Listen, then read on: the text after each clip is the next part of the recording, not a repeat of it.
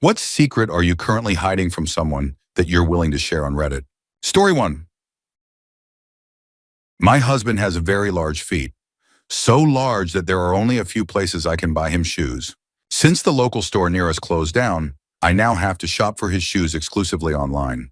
All of this to say, his shoes are incredibly expensive. He grew up in poverty, so poor that he had to sleep on the kitchen floor as a child. He stopped being able to find his shoe size in stores before he was in high school. Before we met, he only owned one pair of shoes at a time, and those sneakers were his everything, every day, work, and even dress shoes. He even worked fast food jobs in regular sneakers because he couldn't find non-slip ones in his size. Since each pair of shoes was so difficult and costly to get, he often wore them until they had holes in the soles before replacing them. When he was studying to be a mechanic, I decided to buy him a pair of steel-toed boots for his birthday. I splurged on a high-quality brand that I knew would last for years. When he recognized the brand and realized how much they cost, he insisted I return them. He had been planning to squeeze into cheaper, smaller boots and make do. So I lied. I told him I had bought them months earlier during a big sale, 40% off plus an additional 20% off for signing up for their promotions. In reality, I had paid full price. Since then, I've bought him sales shoes a few times. Once I got him a second pair of sneakers long before his old ones needed replacing, and he actually cried. At the time, his shoes were constantly getting wet from some yard work he was doing, and he had no choice but to wear wet shoes. His last pair of work boots arrived alongside the first pair of sandals he'd owned in over 25 years. I told him there was a buy one, get one sale, which was entirely made up. I just wanted to get him sandals because we camp often, and seeing him use camp showers without sandals grossed me out. Until then, I had never been able to find a pair in his size. Now every pair of shoes I buy comes with a little white lie, but to me, it's worth it to see him happy. Story 2. I have a sweet one. My father has always been convinced that lilies were my late mother's favorite flower. Their wedding venue was overflowing with them, and she was supposed to have chosen the flowers. He gave her lilies for every birthday, anniversary, and every time she was in the hospital. My mother struggled with poor health most of her life. When she passed away, her funeral was filled with lilies, and to this day, he occasionally places a vase of lilies next to her urn. The truth is, my mother once confessed to me that lilies weren't actually her favorite flower. She didn't dislike them, but her real favorites were morning glories and sunflowers. However, my domineering grandmother decided those weren't classy enough for a wedding. She pressured my mom relentlessly until she gave in and let her mother choose lilies instead. Mom was actually quite hurt by how over-the-top the arrangements were. It felt like another way for her mom to assert control and say, "I'm right and you're wrong." When she later brought it up, my grandmother dismissed her feelings with, "Oh, please, no one's going to remember your wedding flowers." But my dad remembered. On their honeymoon, he bought her lilies every single day. By the end of the week, my mom went from annoyed to deeply touched. He had no idea about the backstory. He simply wanted to make her happy. In doing so, he transformed lilies from a painful reminder of being ignored into a symbol of love and thoughtfulness. She once told me she liked that he gave her lilies more than she liked the flowers themselves. They became a sign that someone cared deeply about her happiness. She swore me to secrecy, and I promised I'd take it to the grave. Rest in peace, Mom. Update. As many of you predicted, the "take it to the grave" line didn't last long. After being convinced by comments, I told my dad today. Naturally, it only took a few hours for one of my siblings to send me a "this you" text. We all agreed I should call him the next morning. When I told him, his first response was, "Oh yeah, I know that. Morning glories were her favorite, but they don't sell bouquets of those, so I'd get her the next best thing." Apparently, she always told him lilies were her favorite, but she talked about morning glories so fondly that he figured it out on his own. However, he had no idea my grandmother chose the wedding flowers and was pretty upset to learn about it. Doesn't that just sound like her? Enna. He wishes Mom had said something, but he figures maybe she didn't want to win the fight only to associate her flowers with that argument forever.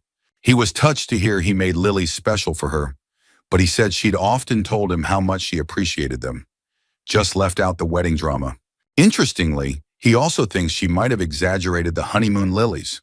According to him, he only gave her lilies twice. Once on the way there, and once on the way back. For the record, my dad doesn't know what Reddit is and doesn't care to learn, but he thought it was nice that the story made people happy. Then he immediately launched into telling me why I need a new car, and the whole thread was lost, as usual. "Oh, that's good. See? You should send your little stories to the New Yorker or something. People will read them, I keep telling you." My dear old dad, who only vaguely understands my side hustle and has endless faith in me in the publishing industry. One last thing, Dad somehow completely missed that Mom loves sunflowers. He doesn't even believe me about it. "Nah, I think you misunderstood.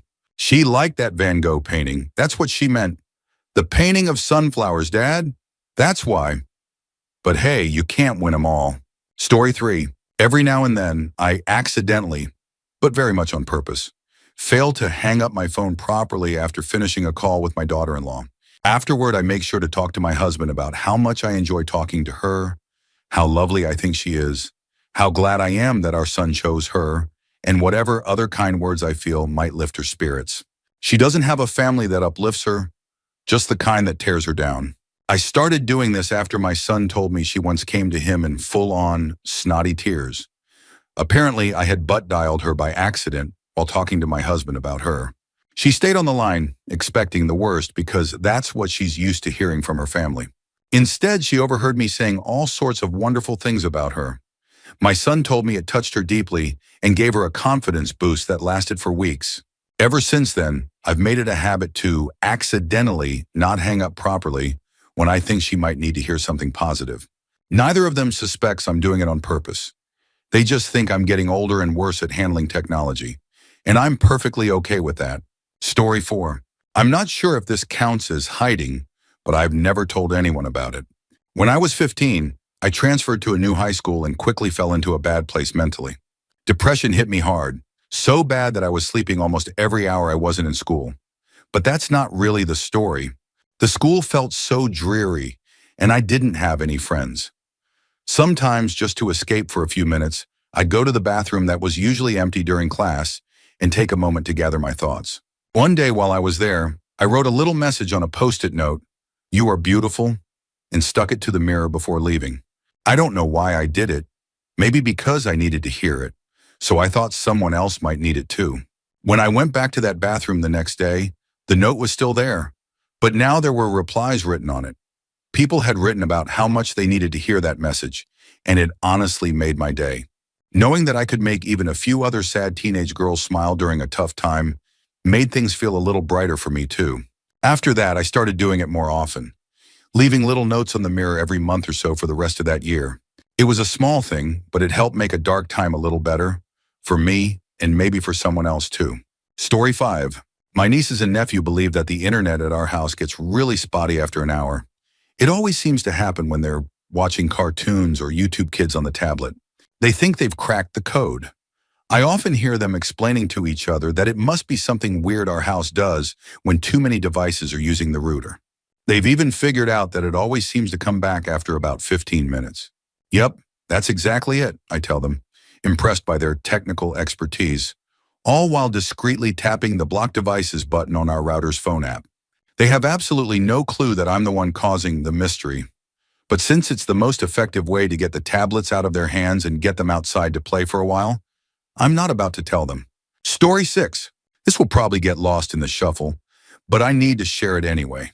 I killed my brother's dog. I know how bad that sounds, but please let me explain. The dog was very old, so old that he was little more than a walking skeleton. He couldn't see or navigate a room without getting confused. He could barely hold his bowel movements, and more often than not, he needed a bath because he would go on himself. He was clearly suffering and in constant pain. My brother couldn't bring himself to let him go.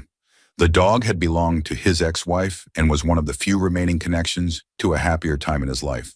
He admitted multiple times that it was time to let the dog rest, but he just couldn't do it. He was planning to let the poor dog live until the moment he simply collapsed from exhaustion and pain. I had helped raise that dog from the time he was a 2-week-old puppy.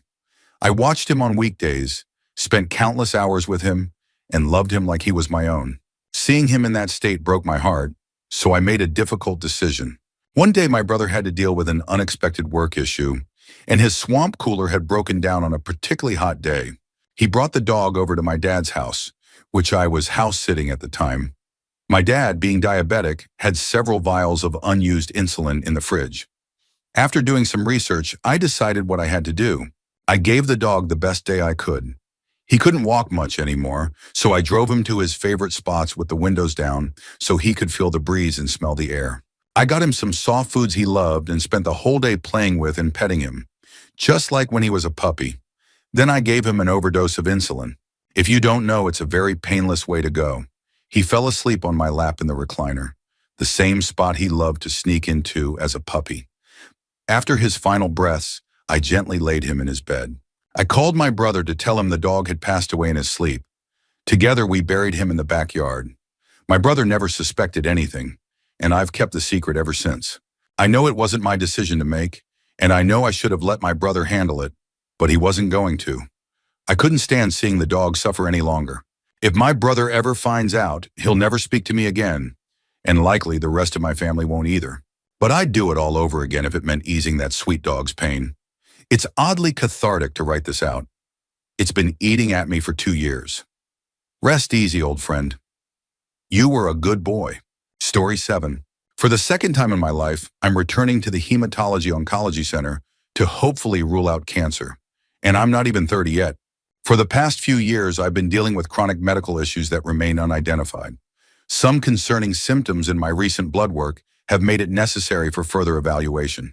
The last time this happened, it was a watch and wait situation, but this time feels scarier because I might need my first biopsy. To make things more stressful, insurance is already causing problems. The center scheduled me right away, but a day later, I got a call saying insurance was complicating matters. Now I might need to go through a hospital or a different doctor. I'm still working on figuring it all out. I haven't told many people, just a few close friends. I don't want to worry anyone unnecessarily, especially my dad. He's a cancer survivor, and 2 of my 3 uncles on his side also had cancer. I don't want to add to his stress. I'm hoping to have my appointments scheduled and approved by the end of the day so I can get the process started as soon as possible. I just want to make sure for the second time that I'm healthy. Story 8. I feel soul-crushingly lonely. I work from home, and my husband and eldest son both work night shifts, so they sleep all day. My other 2 kids are teenagers, and they're always busy doing their own thing, like teenagers do. My only close friend travels constantly for work, so we can only manage to spend an afternoon together every few months, or even once a year. The rest of my family is toxic, and I'm better off without them. But sometimes I go to family functions with people I can't stand, just so I don't have to be alone. Most of my days are spent by myself, except for dinner and the hour or so in the morning, when my husband and I have coffee and watch TV together. The problem is, I'm also horribly anxious. I don't know how to get out and meet people. I don't like bars or crowds, and I feel like no one would like me or want to spend time with me anyway. This loneliness has taken me to a very dark place. Lately, I've started to wonder if anyone would even care if I just didn't wake up one morning. Story 9. One Christmas, my significant other and I visited their parents to open presents and have lunch together. My brother-in-law, sister-in-law, and their 2 little kids were also there. I was sitting on the couch, shifting around a bit as I opened a big box someone had just handed me. And out of nowhere, the loudest, most earth-shattering fart exploded out of me. I was absolutely mortified.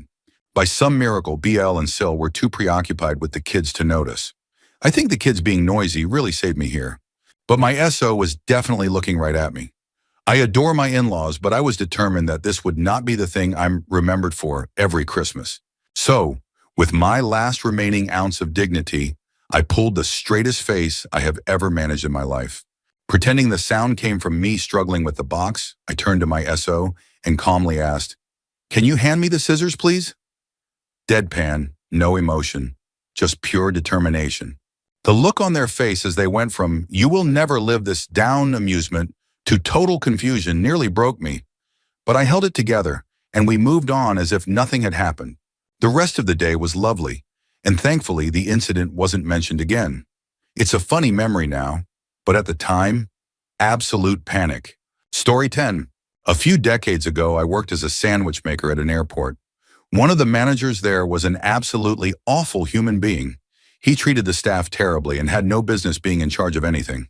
This manager belonged to a religion that doesn't eat pork, and he always had the sandwich makers prepare him a tuna sandwich for his meals.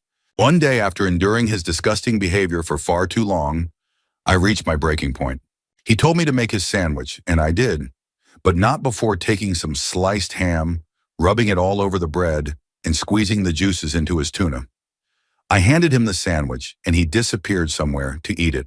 When he came back later, he told me I was going to be the one making his sandwiches from now on because it was the best sandwich he'd ever had.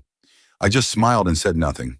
So, Eddie, if you ever read this, I didn't feel bad about it at the time, and I only kind of do now, having had decades to reflect. But you were one of the worst managers I've ever worked with. I truly hope you've grown and changed your ways. And if you haven't, you might want to remember you don't piss off the people who make your food. Story 11. My husband and I have been together for almost 35 years and married for 31. I found out a few months after we started dating that he had begun cheating on me with a long-term affair partner. Over the years, I've done everything humanly possible to try to salvage our marriage, but his habit of cheating never stopped. The bulk of his infidelity came to light after I became profoundly disabled in a car accident 22 years ago. Last year, I gave him an ultimatum. If he wanted to save our marriage, he had to complete a marriage program that included addressing the full history of his cheating. He's made every excuse not to make time for it. In January, I told him that if he didn't finish that part of the program by our anniversary in June, it would be our last anniversary. That was 3 weeks ago. So now I'm done. I'm making arrangements to end our marriage and going completely scorched earth. I'm gathering his entire history of cheating and abuse from old hard drives, phones, and records. Once it's all compiled, I'm giving copies to my lawyer, our pastor, and the authorities. I'll provide an update at a later time. Story 12. I'm pretty much done with it all, and I've reached a point where I no longer want to change my mind about it. I've been processing this for almost a decade now and have decided this is the best option for my situation. There was a time when I wanted to get better, but I don't feel that way anymore. It's an odd feeling, a mix of calm and complacency. It's actually kind of nice. I fully understand that the issues with my life are the result of my own choices and actions, but I'm just tired of being a burden to those around me. I have plenty of people I could talk to, but I don't want to. People have enough going on in their lives without adding my problems to the pile. I've spent my whole life being kind and gentle to those around me, but that's eroded over the years. Now I feel like I'm just a cold, calloused shell of who I used to be.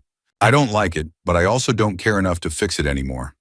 This is how I'll be for the rest of my life, and I've come to terms with that. Reality has worn me down, and I'm done fighting. At the end of the day, though, I've been selfish, and maybe I'll round it off with one final selfish act. I know there are wonderful things in this world. Life has been quite an experience. I've lived more than some people do in multiple lifetimes, had friends, traveled, fallen in love. But none of that seems to matter anymore. All that matters in this reality is money, and I don't want to participate in that system any longer. Ultimately, it's my body, my choice. No one can take that away from me. For now, it's just nice to scream into the void of 7,000 comments, knowing that this too will dissolve into the ether of our fast-paced world. Story 13. Man, reading these comments really makes me want to cry. That's my secret. I've been finding myself getting super emotional over normal, everyday things lately. I'll be driving to work and just start crying, but for no real reason. It's tough because I work in a trade, and you really can't show up at 6:30 in the morning looking like you've been crying, especially when your coworkers know you've been up since 4 a.m. and drove over an hour to get there. When it starts, I end up thinking about all the sad things there are to cry about, and that only encourages the spiral. It can get out of control if I'm not careful. I don't really have anyone to talk to. I have work acquaintances, 3 kids, all early teens, and a wife I love deeply. But her work is emotionally taxing and numbing in its own way, so I don't want to burden her with my struggles. My doctor gave me a prescription for Xanax, which I take every day just so I'm not crying all the time. I'm a 47-year-old war veteran, and no one knows any of this. Story 14. In my 20s, I fell in love with a woman who was in the middle of a divorce. One day, she asked me to do something for her in secret. We had been talking for months, and over time, she started to share her thoughts and feelings with me. Eventually, she opened up about her husband wanting a divorce and the reasons behind it. Later, I met her husband, and to my surprise, we got along really well. We even became friends. Over time, I came to understand both of their perspectives. One day, during a conversation with her, I let something slip. I told her that if her husband divorced her, I'd marry her in a heartbeat. She just smiled, and I don't think she took me seriously.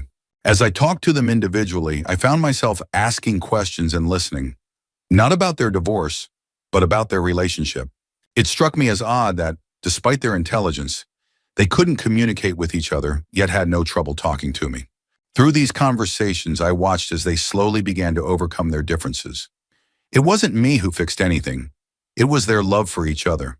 I think they didn't have anyone nearby to confide in, and they hadn't discussed their relationship with family. When the three of us spent time together, I noticed they had started to talk and really listen to one another. Within a year, they stepped back from the brink of divorce. They eventually moved to another city, retired, and are still married some 40 years later. To this day, I remember so many little things about her likes and dislikes, the way her nose crinkled when she said certain words, her handwriting, her love of books. She taught me so much that has stayed with me. I even remember her favorite perfume and how she smelled. But I hold no illusions. I'm happy for them both because their love came first. I've always respected that and never interfered. I never kissed her or hugged her, never crossed any boundaries. Before they moved away, she asked me to promise that if she or her husband passed away, I would take their ashes to a specific location and scatter them there. She wanted them to eventually rest together at that place. To this day, I am bound by honor to keep that secret promise, should her husband be unable to do it. Story 15. I am going to be the sole heir to at least $15 million in real estate and cash accounts from my family. I'm an only child, and my parents both divorced and remarried. My grandparents also divorced and remarried, so I have 4 sets of grandparents. All of them are millionaires. Despite this, I grew up very poor. My mom raised me on her own, and we struggled. Now, as the only grandchild, I'm likely going to inherit all the properties and money from my grandparents. I don't plan to keep most of it. I've built a stable life for myself as a young adult, so I'll likely donate a large portion of what I inherit. I'll also use some of it to help my friends pay off their debts. I only want one home for myself. The rest of the properties will be used to provide affordable housing for people I know who are in need. The total value of my family's properties is well into the $10 million range. I want to let my friends live in them for the simple cost of utilities and property taxes, giving them a real chance to escape poverty. Growing up so poor, it feels surreal to know I come from a family with so much wealth. Yet my mom and I were never helped by them. My mom still owes $90,000 on her house. She's been paying it off for 25 years. Her parents never helped her and even told her it was her fault for choosing a career as a teacher. She's 61 now with no retirement or savings, and I'll likely have to support her and my stepfather as they age out of being able to work. Meanwhile, her parents make $160,000 a year from rental income on properties that are fully paid off. They've been retired for 20 years, generating 6-figure income, and have never once helped my mom or her brother with anything. All of them have already told me they'll probably leave everything to me, with just a little bit for my mom and her brother. I refuse to make the mistakes my family has made. I will be generous with whatever obscene wealth I inherit. I cannot keep it all for myself. It would turn me into them. I will not become a selfish boomer. Story 16. I've always been a serial monogamist, falling head over heels in love almost overnight, but I've consistently chosen absolutely terrible partners.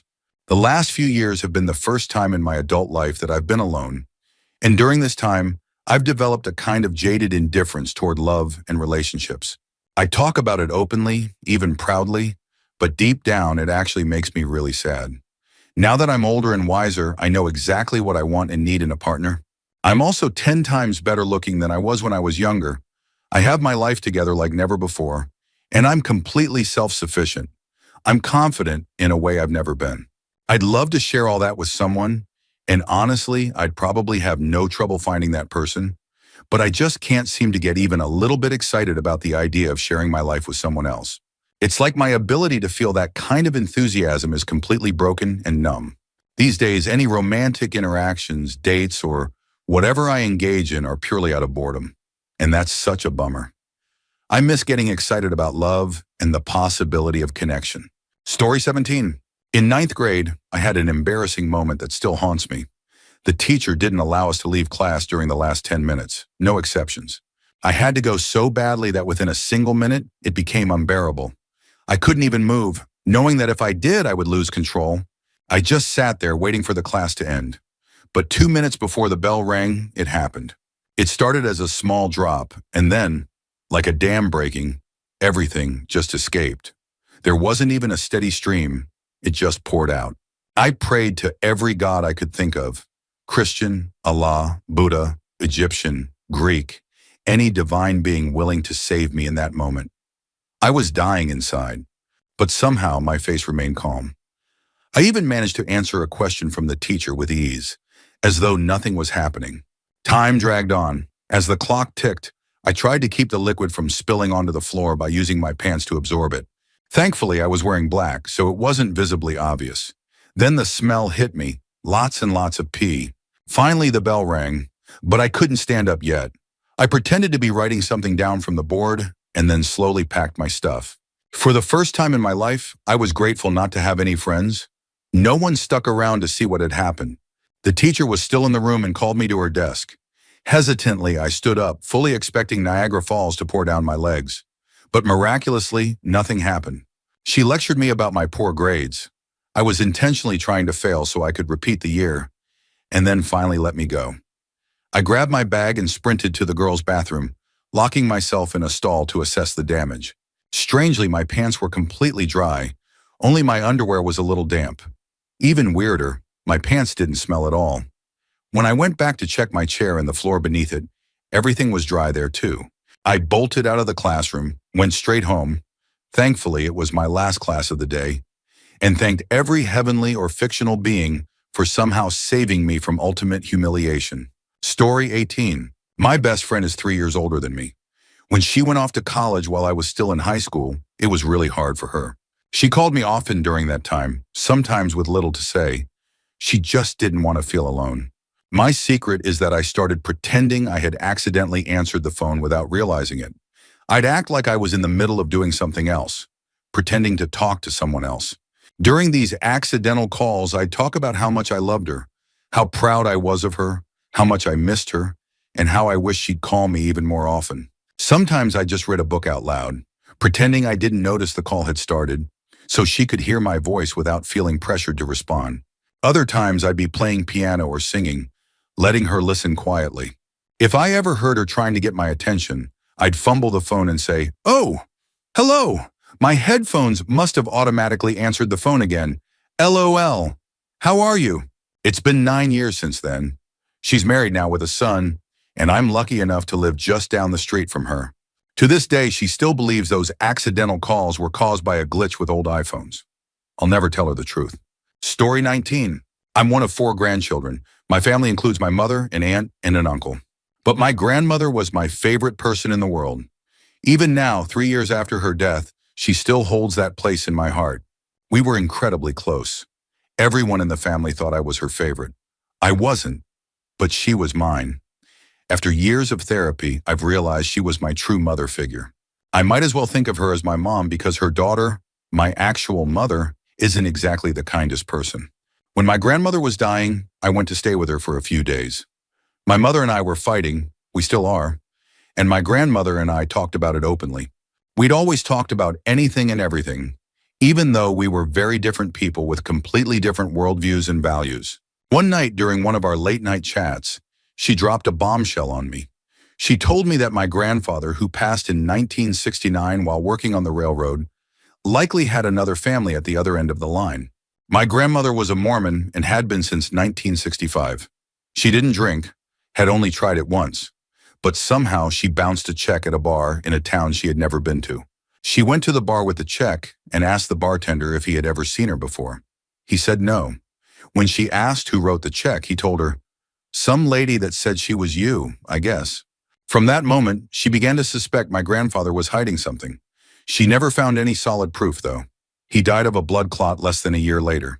She told me she had never shared this with anyone. Not her sisters, not her kids, not my cousins, not even her second husband. Just me and God. She said she needed to tell someone before she passed, but asked me never to share it with anyone else. Looking back, maybe I was her favorite after all. Story 20. My husband and I make $25,000 a month. That's crazy money compared to where we came from. We're both in our mid-30s on our second marriages, and we've worked hard to get here. I'm retired from a full military career, and we both have advanced degrees. Just 4 years ago, I was in a horrible, toxic relationship. $50,000 in credit card debt, and living out of my car or crashing on friends' couches. My husband went through his own struggles too, but we both decided to make changes in our lives separately before we even met. By the time we found each other, all the growing up we needed to do had already been done. We worked hard together, and now we're 100% debt-free. We just built our dream home. We live well below our means with one child, which leaves us with plenty of money to save, donate, and spend, more than we've ever had in our lives. But it's hard to share our financial success without sounding like we're bragging. The truth is, I'm just so proud of us. I'm not bragging about the dollars themselves, but about the freedom we've built for ourselves through hard work and perseverance. We freaking did it, babe, and we're just getting started. Story 21. My dad doesn't know I was expelled from high school my junior year for skipping too much. I missed 75 days and the school told me I couldn't come back. They said I could try summer school to make up the required credits, so I took the chance. I told my dad I was going to summer school to get ahead. In reality, I had 7 credits to earn, while the other kids in the class only had 2 at most. We even did a poll in class, and I had by far the most credits to make up. The teacher even told me they didn't think I'd be able to pull it off. But I figured out how the system worked and managed to complete all 7 credits in just 2 weeks. The teachers, realizing I was supposed to attend for the entire summer due to attendance requirements, made a deal with me. Since there was nothing left for me to do, they said they'd mark me as present every day for the rest of the summer, as long as I didn't tell anyone. So that's what I did. I went back to class my senior year like nothing had happened and graduated on time. That's probably the biggest secret I have. And it's funny because I'm usually honest to a fault. But this one, I'm keeping it. Story 22. I was recently diagnosed with keratoconus. My vision has deteriorated so much that my best hope for improvement is a corneal implant in my left eye, the one with poor vision, and a cornea transplant in my right eye, which I'm completely blind in. I'm only 19, and if I don't do anything, I'm expected to be completely blind by 30. I've told 2 close friends, but I downplayed it in a joking way. Humor has always been my coping mechanism. I haven't told anyone else, not even most of my family. The person I especially can't bring myself to tell is my grandfather. My grandpa has always been my biggest supporter, particularly when it comes to my passion for art. He's the one who believed in me and loved me unconditionally, even when I struggled with severe mental health issues and ended up hospitalized as a teenager. He was the one who visited me when my parents wouldn't. Over the years, he's bought me countless art supplies, including a large drawing tablet that connects to my PC. I've always loved art, drawing and creating life on paper and digitally. But when I turned 15, my vision started to decline rapidly. I noticed I couldn't strain my eyes long enough to complete a piece. Seeing details became harder, connecting lines was an issue, and even with digital art, I couldn't read the brush names or labels in the programs I used. I had to zoom in constantly, which disrupted my focus, and with my ADHD, it became exhausting. I stopped drawing regularly because it became too much for my eyes, or rather, my one good eye to handle. Recently, I tried getting back into it after a 2-year break, but I can't see what I need to see to create. Gray sketches blend into the white background, making layering in digital art nearly impossible. On top of that, my anxiety causes my hands to shake, making it even harder. When my grandpa asks about my art, I make up excuses for not showing him anything. I'm afraid of disappointing him after all the effort he's put into supporting me. But it's not just that. I'm scared of the surgery itself. Eye surgery terrifies me. All I have left is my left eye, and even that isn't very good. If something goes wrong, if there's an infection, I could lose my vision entirely. Not at 30, but at 19. I love seeing the world. I love nature, drawing, the beach, concerts, festivals, everything. I'm not ready to give that up. I know I'll have to go through with the surgery, but it doesn't make it any less frightening. I always knew my vision was bad, but nothing could have prepared me for this. Story 23. Not using my main account because it could be traced back to me. I'm currently having an affair with a colleague who's in a relationship. It started a few months ago when I joined the company. We immediately clicked, and it didn't take long for things to progress into the bedroom, or more accurately, an empty office. Since then, we've been hooking up multiple times a week, taking short trips together, and doing all kinds of couple-like things. I didn't know about her boyfriend at first. I always told myself I'd never get involved in someone else's relationship, but here I am. Her boyfriend doesn't have a clue, and they even bought a house together after my thing with her started. I don't know how long this will last, but I'm enjoying every moment I spend with her, even though I know it's wrong. Weirdly, I wouldn't mind if she broke up with him and became exclusive with me. But at the same time, this situation is proof that she's willing to cheat when someone more exciting comes along. Story 24. I love when my 18-month-old falls asleep on me. Not because I get some time to myself while I'm nap-trapped, but because it's one of the few times he's so still that I can just study his little features. For those minutes, I get to soak him in without him pulling any shenanigans. I know that one day he'll fall asleep on my lap for the last time, and after that, he'll choose his bed or his room instead of me. Every night he falls asleep on me, I spend at least 5 minutes just staring at him in awe. I gently boop his nose with mine, breathing in his sweet baby scent. I stroke his hair back from his face, marveling at its color, and kiss his forehead before resting mine against his. When he's awake, he's all movement, chaos, and energy. But those 5 minutes, they're a perfect pause in time where I can truly revel in all his tiny details and feel the purest love. Story 25. My father committed suicide in 2013 after breaking 21 years of sobriety and my mom leaving him. The rest of my family has moved on, but I haven't. My dad was sober my entire life. He was deeply involved in AA, a local politician, and a well-respected figure in the community. But behind closed doors, he was a different person. Narcissistic, angry, and mean. He was a dry drunk.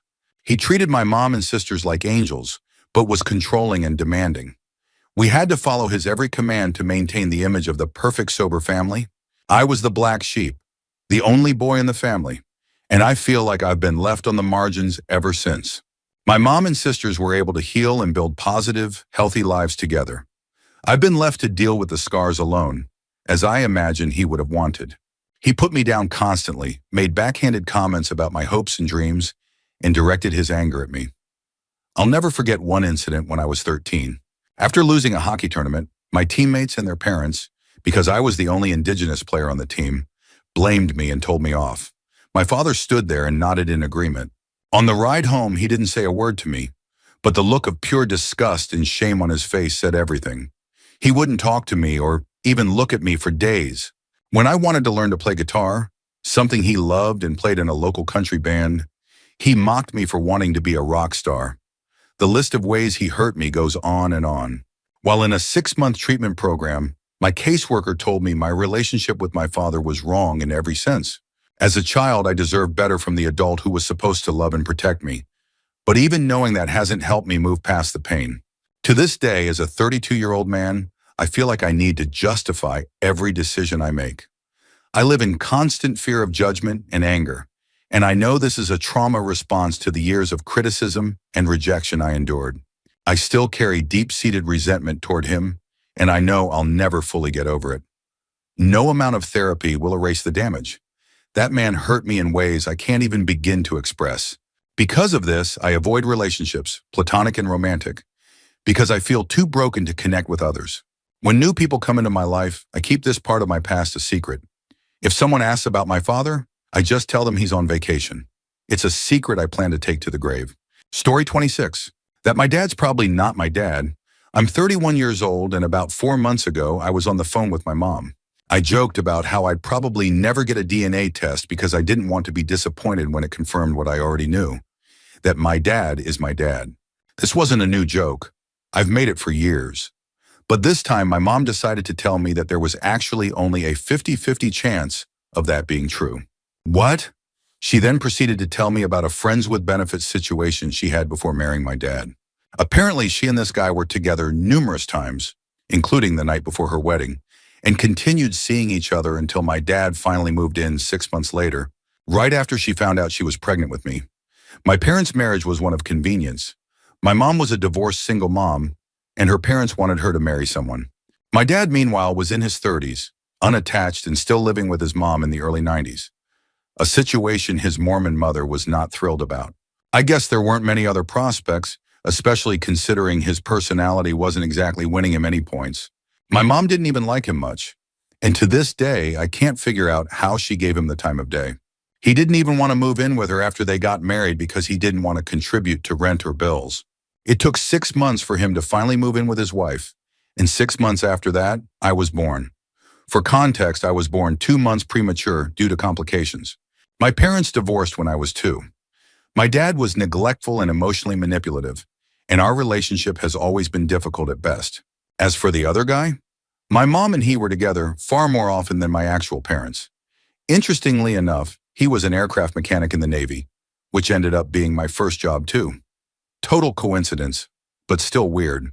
Looking at some old pictures of him my mom has, I think I might look like him. He even used to remark that I look like him. Mom thinks he probably knew the truth, but never said anything because of the bitter custody battle between her and my dad. Her lawyers told her to bury that secret, so she did, until now. My siblings, who share the same father, and we are 100% sure of who that is, now know too. But my dad will never know. I've decided I won't do a DNA test until after he passes. Story 27. Not really a secret, but something I don't talk about much. My mom was born in November and died in April. I was born in October. My dad killed her when she was just 26 years old. I was 3 at the time. Last October, I turned 26, which means I've officially lived longer than my mom ever did. It's such a strange, eerie feeling. I got married in January of last year and have been working on building a portfolio to pursue my dream of becoming a tattoo artist. It's all I've ever wanted to do, ever since I was a kid watching shows like LA Ink and Miami Ink. Seeing people covered in tattoos and creating art on others inspired me. Now I plan to spend the next year refining my work and seeking an apprenticeship. Even with everything going on, I can't help but wonder if my mom felt the same in her final moments, like she hadn't really begun her life. Sure, she had me, and I'd been around for a few years by then, but still. I thought by the time I turned 18 or 21, I'd feel like an adult. Instead, I feel like a kid in an adult costume. Adding to this, one of my exes was killed last year at 26, just weeks shy of his 27th birthday. He was in the wrong place at the wrong time. He had recently become homeless after losing his job due to unreliable transportation. If he'd still had that job, he wouldn't have been where he was when it happened. They caught the guy responsible, but there wasn't enough evidence to convict him. Last I checked, he'd fled the state and killed at least one other person since. It's been a rough year, but I'm doing what I can to achieve my dreams since my mom never got the chance. I don't know what I believe in, but if she's out there somewhere, I hope she can see me. I hope she'd be proud. I've struggled a lot with my health, likely inherited from her, as she had her own issues, but I'm still here, longer than I ever thought I'd be, and I hope to be here a lot longer. Story 28. I feel like the other 3 members of the band I'm in are closer to each other than they are to me, even though one of them is literally my sibling. Whenever we play shows, they go off and talk amongst themselves or with other people, while I end up standing by myself, awkwardly making small talk if anyone approaches me. Our drummer's girlfriend, who's a lesbian, thinks I'm awesome, but I don't get it. I don't think we've had enough interaction to string together an entire conversation, let alone form that kind of opinion about me. I feel like I'm just the guy who brings the song ideas. I'm constantly recording music, so much that I have more material than I could ever use in a lifetime. On top of that, I'm borderline madly in love with a trans friend of mine, but I'm pretty sure the feeling isn't mutual. Sometimes I'll type out messages telling her how I feel, only to unsend them before she can read them. She's one of the only friends I have, even though our friendship exists entirely online, and I'm terrified of ruining that. I want to be more than friends, but if she has no interest in that, I don't want to risk losing the friendship entirely. Story 29. I'm currently in case management, receiving counseling and psychiatric care for severe depression and alcoholism. After years of struggling, I've been sober for a year now, with one setback I quickly recovered from. But here's where it gets complicated. I've developed feelings for my caseworker. She's about 15 years younger than me and already engaged. I know how irrational this is, and it makes me feel like a creep. But aren't feelings inherently irrational? I can't help that my heart leaps every time she's around. Of course, I can't say anything or ask her how she feels because I'm her client. Instead, I channeled those emotions into writing a song. On the surface, the song could be about anyone, but for me, it represents something bigger. After a decade of self-hatred and active self-destruction, I'm finally willing to entertain the idea of letting someone into my life. A year ago, I couldn't even imagine being around people, let alone thinking about love because of how deep I was in my alcohol abuse. I'm okay with the idea of complete rejection. In fact, I expect it. But not even being able to pursue my feelings to get closure without making things awkward is a huge struggle. Story 30. My little brother died on December 26th, 2021. We were exactly 9 years apart. We were even born on the same day. When he died, I felt like I lost my other half. He and I were so alike. We loved poetry, horror novels, scary movies, heavy metal, and both felt like the black sheep of the family. When he passed, it felt like everything I loved and found beautiful in life died with him. I work remotely most of the week except for one day. My morning commute to the office is fine. I usually keep myself occupied by talking to my sister or father-in-law during the drive. But on the way home, everyone is still working, and I drive in silence. That's when I always break down. Sometimes I cry so hard on the drive home that I start to hyperventilate. I feel like no one truly understands my pain. I miss him so much, and it feels like no one else gets it. I can't talk to my mom about it because I don't want her to worry. My sister tends to dismiss my grief by saying he was mentally ill and likely schizophrenic. Even my husband, who is so supportive and empathetic, having lost his own brother 12 years ago, doesn't know how to console me. When I try to talk about it, he just says he's sorry, but that's it. I'm in therapy and see a psychiatrist to help me cope, but nothing seems to work. The grief is still so heavy. I just don't know how to move forward without him. Story 31. Once my female friend and I visited my village in rural India. She's someone I respect deeply, and while I had feelings for her at one point, I later decided it was better for us to remain just friends. In the village, there wasn't much space, so we had to share a room. The bed was big, so we stayed on opposite sides, and sometimes the little kids would come in and sleep between us, because in rural India, it's not really acceptable for a boy and a girl to sleep in the same room together. One night, the electricity went out, and the room became unbearably hot. The kids left and went to sleep on the roof, but she stayed because she was deeply asleep. I could see she was uncomfortable, tossing and turning from the heat. I couldn't just watch her struggle, so I grabbed a traditional Indian hand fan made from palm tree leaves and quietly fanned her for 3 hours until the electricity finally came back. Story 32. My best friend of 20 years and I broke up. A few years ago, I got divorced and wanted to move back home. He offered to let me be his roommate, and thanks to him, I was able to buy a place. I gave him a room for a small rent of $500 a month, an incredibly low price in a city where rent is easily twice that. He told me he planned to go back to school, something he'd stopped during the pandemic, so I wanted to help him out. He'd been there for me during my divorce, and I wanted to return the favor. Around that time, I met someone. They didn't exactly get along with my friend, but they both tried for my sake. Eventually, though, the tension became too much for him, and he said he was going to move out. That was in November 2021. He never moved out, of course. Then my girlfriend, now wife, found out she was pregnant. I was scared but ecstatic and couldn't wait to share the news with my best friend. His first words were, "Do you need money for an abortion?" I was furious but didn't want to argue, so I let it go and told him no. I was excited about becoming a father. I also told him I'd need him to move out by a specific date, giving him around 70 or 80 days notice. By this point, it had already been months since he said he'd leave. Eventually, he did move out, but since then, we've never spoken. The truth is, I miss my friend. I know he was wrong and toxic, and I know it was time for him to go. But it still hurts to lose a friend in your mid-30s, especially one you've had for 20 years. I don't have many friends left, but at least the ones I do have are great. Still, it stings. That's my secret, I guess. I miss him. Story 33. I've been an everyday meth user for about 10 years now.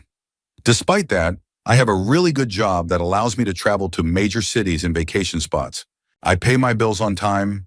I don't commit other crimes or use any other drugs. And I've maintained solid relationships with my family. Physically, I'm 55. I have all my teeth without a single cavity. I eat healthy, sleep well, and have no health problems. I'm not on any medications, and I still believe in God and the power of love. This is the only thing I lie about to anyone. If meth didn't help me with my work energy or give me patience and focus to deal with customers and unexpected events, there'd be no point in continuing. I don't spend much money on it, and I don't use it to get high. It's more of an industrial drug than a recreational one for me. It gives me a steady flow of motivation when I need it, and I can still relax and avoid paranoia or hallucinations. I'm not saying it's a good drug because I know it isn't for everyone. I also won't deny that there are risks, but I know others like me who lead normal lives despite their use. Non-users often have an outdated perspective about the drug, the user, or both. I've kept this a secret because people wouldn't understand. At this point, I don't use it as often, and I've found I'm fine when I don't have it. After 10 years, I think I've earned an authoritative point of view on the subject. There are about 8 people I know personally who live the same secret life I do. It feels good to get this off my chest. I don't want to persuade anyone about whether it's good or bad, but I do feel a sense of guilt for having such a big secret. I'm curious about what people think. If you've never used it and just want to chastise me because you hate the drug, I probably won't take it too seriously. But I'm open-minded enough to read and consider all sides. Story 34. I talked to a guy online for a few months, though we'd liked each other for much longer. We hadn't seen what the other looked like until one day we decided to do a face reveal. 6 days later, he ended things. He told me he didn't like my aesthetic and later admitted to my sister that I didn't match him physically. When I asked why I wasn't good enough, he said there were several factors but wouldn't elaborate.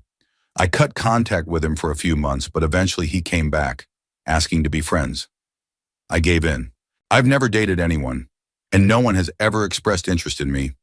I'm in my late 20s, and this experience has solidified a painful belief that I'll never be good enough for anyone. All I've ever wanted is to be accepted, to love and be loved equally and genuinely. I just want to be a wife and a mom. It's been a year, and I'm still in love with him. I've loved him for 2 years, but he's also the reason I'm suicidal. I make jokes about wanting to KMMS, but they're starting to feel less like jokes and more like truths. He's destroyed my already fragile self-esteem and ruined my mental health. I don't know how to move forward, and every day feels like I'm sinking further into the pain. Story 35. I've been in the restaurant industry for 29 years. 3 months ago, I quit my position as an executive chef at a high-volume restaurant where I'd worked for 12 years. I realized it was time for a change and decided to take a job with less responsibility to clear my mind and take a break. I found a job at a local restaurant just 3 blocks from my home. It was one of those hire-on-the-spot situations. I didn't tell the owner about my years in leadership positions because I didn't want to be put in charge. I just wanted to be the guy who shows up, cooks, and goes home. The thing is, this restaurant is struggling. The chef is inexperienced, and the operation is messy. There's a huge part of me that wants to step up and help him, coach him on how to command a team and manage the kitchen. He has great potential and drive, but just needs that push. But I hesitate because I don't want to be the new guy who looks like he's trying to take someone's job. The kitchen team is tight-knit, as a good team should be, and I don't want to mess up that dynamic. I can't stand to watch someone fail when I know I could help. But at the same time, I really like being just the line cook from down the street. I feel like Clark Kent trapped in the phone booth. I'm torn between stepping up and staying quiet. If I say nothing, am I being selfish? Or should I take the risk and have a one-on-one conversation with him? Story 36. I'm deeply in love with her. She's the one thing I think about almost constantly. She's the most wonderful person to have ever come into my life. When I interact with her, it's never a heart-pounding, nerve-wracking experience. Instead, it's this warm, calming joy that fills me completely. She's smart, witty, beautiful, ambitious, loyal to her family and friends, and unafraid to stand up for her ideals. I adore her more than anything in the world. Lately, we don't get to talk much because of our conflicting work schedules, but whenever I get a message from her, it never fails to make me smile. I'm not sure if I can pursue a relationship with her, though. Work and distance are factors, and I'm not sure we're in the same place in life or want the same things. Still, I'd be willing to try. I know she loves me too. She said as much in the past. I've decided I'm going to tell her how I feel when we meet up for my birthday plans. She couldn't make it to the group celebration, so it will just be the 2 of us. Whatever happens, I'll accept it. If I'm destined to be just her friend, so be it. The only thing worse than not being with her romantically would be not having her in my life at all. She's been there for me during some of the lowest points in my life recently, and she's never wavered. No matter what, I want to show her the same love and support she's shown me. Story 37. I, 30F, have been with my boyfriend, 35M, for a little over 6 years. We've talked about marriage many times, and he said he plans to propose. I've had a feeling it might happen in the next year or so. In March of this year, my sister tragically passed away, leaving behind her daughter, my niece, who is now 11 months old. My mom, 62, has custody of her, but isn't in a position to raise her, and I'm really the only viable person who could take her in. My boyfriend and I don't have children and live a fairly easygoing, low-responsibility life. We both work in the service industry and have irregular schedules. Financially, I don't have much to my name. Before my niece was born, my sister was considering adoption, and my boyfriend told me we would take her if it came to that. But my sister ultimately decided to keep her, and chaos followed, which eventually led to her passing. When I briefly mentioned taking my niece in after my sister's death, my boyfriend said we had already decided against it and shouldn't change our minds just because a tragedy happened. We've taken my niece overnight multiple times and helped care for her, and I've realized I want to adopt her. I've gone over this in my heart and mind countless times, and I know I couldn't live with myself if I didn't take her in. I'm absolutely terrified about what this would mean for my life. It would change everything. I'm scared to bring it up with my boyfriend because if he says no, I feel like I'll have to end our relationship. I love him, and I plan to spend my life with him, but I can't choose him over my niece. I've been living in a constant state of stress and anxiety, unsure of when or how to have this conversation with him. I'm terrified of what the outcome will be. I keep this mostly to myself because I already know what I want, and nothing anyone says will change that. Everyone has their opinions, but they're not living my life. I don't even know how I'll afford this, but I'm determined to do my best for her. Story 38. I took someone I loved on a trip to another country. I was too young to know then how much strain traveling together can put on a relationship, especially in unfamiliar places. The trip wasn't going well. We were arguing constantly and neither of us was happy. One night she told me she wasn't feeling well and wouldn't be able to go to the place we had planned to visit the next day. She said I should just go by myself. What she didn't know was that I had accidentally seen she had bought bus tickets to that very place, the one she really wanted to visit. It was also a place I'd wanted to take her. She was planning to fake being sick, wait for me to leave, and then go there on her own. My first instinct was anger, and I almost confronted her. But then something deeper kicked in. I realized how much this place meant to her and how much she wanted to enjoy it. If I insisted on going together, either she'd refuse and miss out entirely, or the experience would be tense and unpleasant. So the next morning I left and pretended I didn't know anything. It hurt, and I was angry, but it mattered more to me that she got to experience something she cared about. The masochistic things we do for the people we love. Story 39. I've had a crush on one of my roommates for a year or two now. Honestly, it might be more than a crush. The L word crosses my mind more often than I'd like to admit, though I try to push it aside. We get along well, but I'm too scared to take the risk of telling her how I feel. She's introverted and shy at times, often retreating to her room. That's fine, but it makes it hard to gauge whether she's just recharging or if she's avoiding me specifically when I ask to hang out. We've had stretches where we spend a lot of time together, but those are usually followed by long periods where she seems to actively not want to hang out. I don't want to push her. She's made comments in group conversations with me and our other roommates about how much she enjoys being single, and she's mentioned people she's interested in before. To me, that's a clear sign she's not interested in me, which is fine. It just reinforces my decision to keep my feelings to myself. She's a good friend, and I don't want to jeopardize that by complicating things. It's not her fault I feel this way, and I don't want to put it on her by saying anything. I don't want her to feel uncomfortable around me or question my friendship, thinking I'm only being nice to get something from her, because that's not true. But I'm afraid it would come across that way. We've lived together for over 3 years, and she trusts me enough to come to me when she needs help. I'd hate to lose that trust just because I admitted my feelings. I know a lot of women have to deal with their guy friends wanting more than friendship, and I don't want to be another source of that frustration or exhaustion for her. It doesn't help that I've put on weight and don't feel attractive, so I doubt there's even a chance she'd be interested in me. So I'll just continue being her friend and try to squash these feelings. I'll keep ignoring those fleeting moments when I wonder, is she flirting right now? Because no, she probably isn't, and I don't want to risk being wrong or putting her in an uncomfortable position.